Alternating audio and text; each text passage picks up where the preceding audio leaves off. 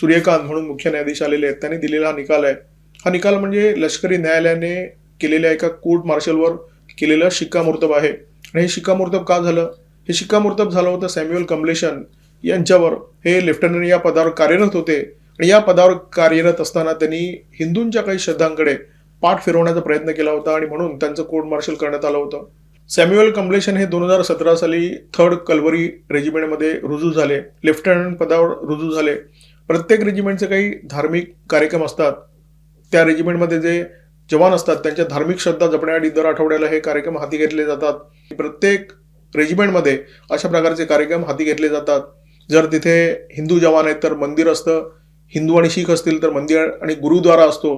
Christian आणि मुस्लिम धर्माच्या जवानांची संख्या खूप कमी असते, त्यामुळे त्यांची संख्या जर 100पेक्षा जास्त असेल तरच वेगळं चर्च असतं किंवा वेगळी मशीद असते. परंतु याच्यापेक्षा जर कमी संख्या असेल तर मुस्लिम आणि ख्रिश्चन समाजाचे जे लोक लष्करामध्ये दाखल झालेले आहेत ते मंदिरामध्ये जाऊन अन्य जवानांच्या सोबत पूजा अर्चा करतात, आरत्या म्हणतात.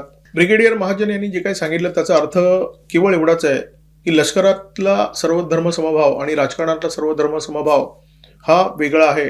लष्करातला सर्व धर्म समभाव म्हणजे बहुसंख्यकांच्या आस्थांचा आदर, आणि हा आदर इतर धर्मियांनी सुद्धा करावा अशी अपेक्षा लष्करामध्ये असते. लष्करामध्ये सॅम्युअल कम्बलेशन रुजू झाले, परंतु त्यांनी या आस्थांचा आदर करायला नकार दिला.